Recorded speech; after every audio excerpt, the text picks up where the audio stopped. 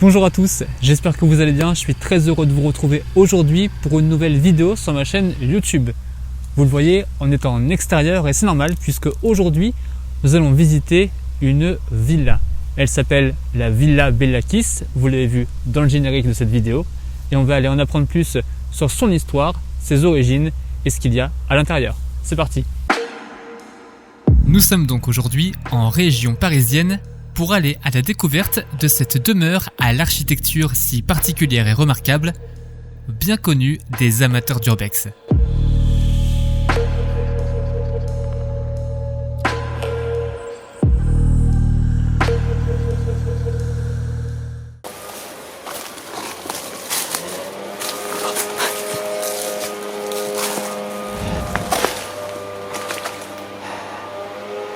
Et voilà notre porte d'entrée.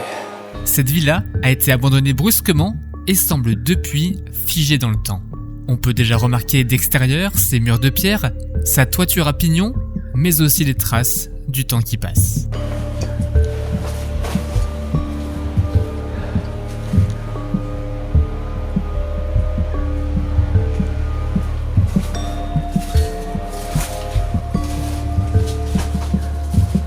Bon, du coup, on va allumer. Tac. Et là on peut aller explorer toutes les parties sombres. Et je sais pas ce qu'on va trouver. Pas grand chose, j'ai l'impression en tout cas.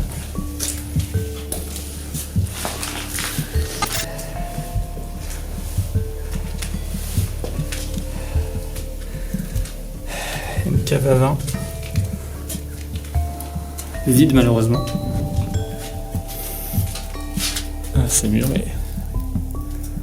Ok. J'avais pas vu ça. Alors, ce que l'on sait de cette villa, c'est qu'elle a été commandée par un fabricant de corsets, un certain Monsieur Farcy, et dont la construction date de 1917 précisément et signée de l'architecte Sénéchal. Hop. Il y a l'escalier là-bas. La porte est ouverte. Il y a la grosse porte en métal. Bon. Il y a le vieil escalier qui est là. Elle est connue sous le nom de Villa Bellakis pour garder son adresse secrète, une appellation qui viendrait du nom du corset qui aurait fait la fortune de ce Monsieur Farcy. Merde. Je crois que je suis repéré. Merde. Ok. Il est parti.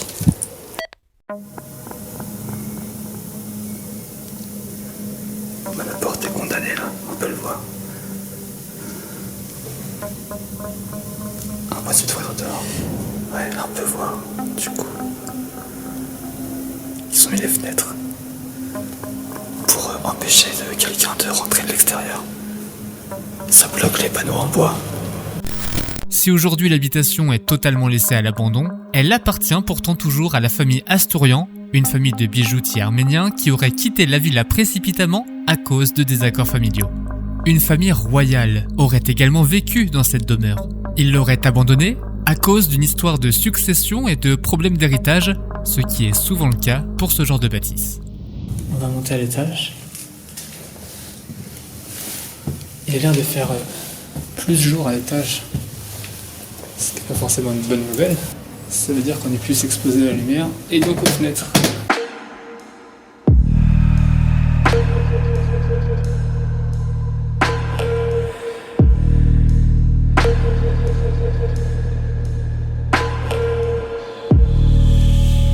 Il arrive que les maisons soient fréquemment squattées et visitées, en témoignent les dégradations, des vitres cassées, l'état des murs tagués par endroits ou encore des matelas retrouvés dans les pièces de cette villa. Et il y aurait même eu au sein de ces murs des rites sataniques et même un suicide, nous dit les légendes.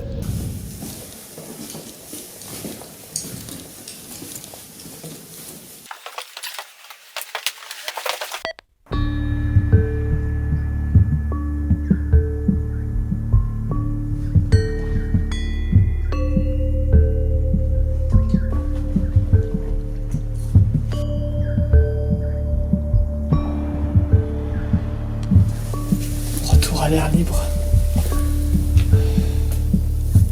C'est le départ.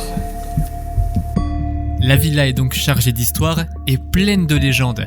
ce qui fait son charme et qui en fait aussi l'un des lieux convoités des amateurs d'urbex.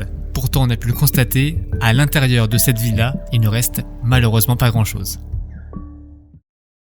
Voilà, j'espère que cette balade et cette découverte dans la Villa Bellakis vous aura plu. On en sait plus sur son histoire et de ce qu'il y a à l'intérieur. Alors si la vidéo vous a plu, je vous invite comme à chaque fois à mettre le petit pouce bleu. Et puis si ce n'est pas encore fait, à vous abonner et à cliquer sur la petite cloche pour rester informé des prochaines vidéos. Moi je vous dis à très vite pour d'autres vidéos sur ma chaîne YouTube. À bientôt, ciao.